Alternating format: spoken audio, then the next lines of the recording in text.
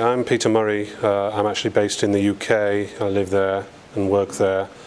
I work for the International Medical Informatics Association, which is a world body, a not-for-profit association, bringing together the various member societies in different countries, academic institutions and others under an umbrella organisation to share experience and disseminate the scientific and educational academic side of health informatics.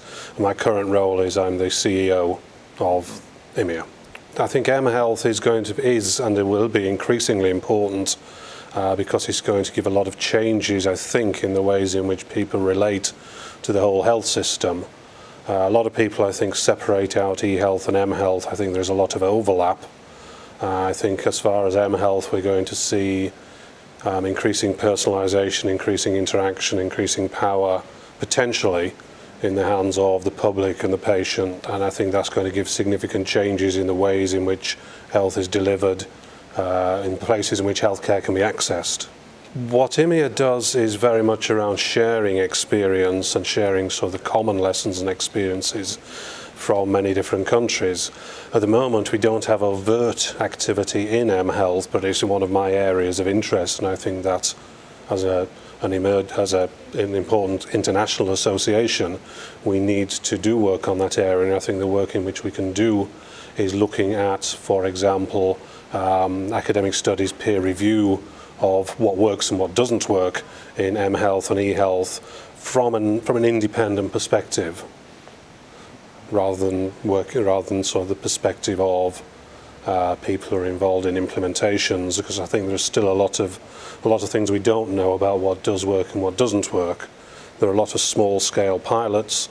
I know quite a number, for example, in South Africa that are involved in AIDS and HIV work, but we still are at the stage, I think, where it's mainly small-scale, relatively small-scale implementations, and often a lot of those there aren't any rigorous studies, although things are changing so rapidly. I think we need to look at new ways of actually undertaking many of the studies and evaluations of effectiveness. I think there's a lot of interest in sharing experience and finding out what works in certain countries. That doesn't mean that the same things will necessarily work in other countries, but I think, you know, if we don't look at what's happening elsewhere and share experience, you know, things will be slow.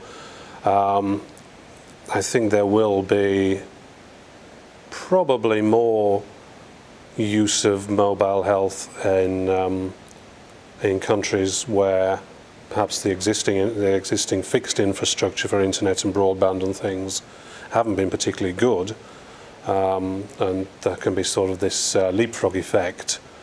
But I think it's interesting times. It's difficult to say exactly what direction it's going to take. I think it's definitely going to lead to more person-centered care and more personalised care, and give us a potential for gathering a lot more data and information very quickly on where things are happening, and give opportunities to provide health education and preventive advice to people much more rapidly and perhaps even in new ways.